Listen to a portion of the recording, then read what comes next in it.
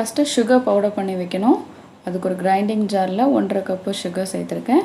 இது கூட 3 ஏலக்காய் சேர்த்து இதை பவுடர் பண்ணி வச்சுக்கலாம். நெக்ஸ்ட்டு ஒரு பேனில் 5 டேபிள் ஸ்பூன் கீ. இன்றைக்கி 2 கப்பு ரவை யூஸ் பண்ணி லட்டு பண்ண போகிறோம். அதுக்கு 5 டேபிள் ஸ்பூன் கீ. ஸோ 2 கப்பு ரவையாக இருந்தால் அதுக்கு 1.5 கப்பு சுகர் சேர்க்கணும், 5 டேபிள் ஸ்பூன் கீ சேர்க்கணும். இப்போ இந்த கீ மெல்ட் ஆனதுக்கப்புறம் இதில் நம்ம கேஷ்யூஸ் எல்லாம் சேர்க்கலாம்.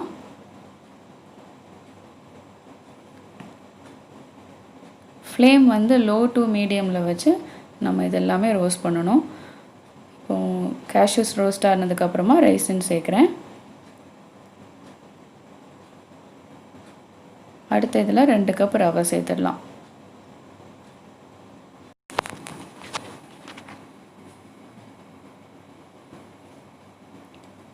இந்த ரவை கீயில் ரோஸ்ட் ஆனதுக்கப்புறமா அதுலேருந்து ஒரு சூப்பரான ரோஸ்டட் ஸ்மெல் வரும். அது வரைக்கும் நம்ம இதை ரோஸ்ட் பண்ணணும்.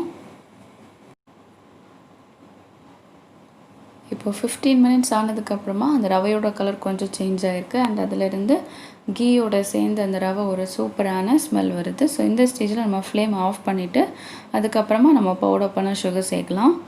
ஸோ இப்போ ஃப்ளேம் ஆஃப் பண்ணியிருக்கேன். அண்ட் பவுடர் சுகர் சேர்த்துட்டு இதெல்லாம் கம்ப்ளீட்டாக மிக்ஸ் பண்ணிடலாம்.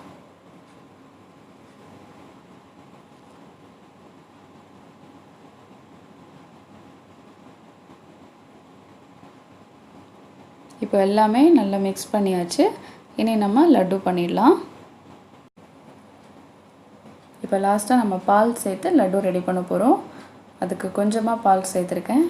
மொத்தமாக சேர்க்கக்கூடாது, கொஞ்சமாக சேர்த்து நம்ம ரெடி பண்ணணும். இப்போ அதுலேருந்து கொஞ்சம் ரவை எடுத்து ஃபஸ்ட்டு லட்டு பண்ணிடலாம்.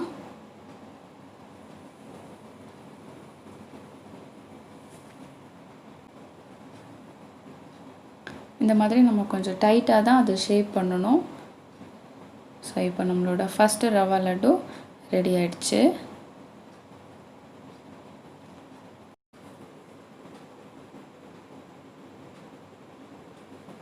மறுபடியும் நம்ம ஃபஸ்ட்டு பண்ணது மாதிரியே கொஞ்சமாக ரவை எடுத்து அதே மாதிரி நல்லா டைட்டாக நம்ம ஷேப் பண்ணிக்கலாம்.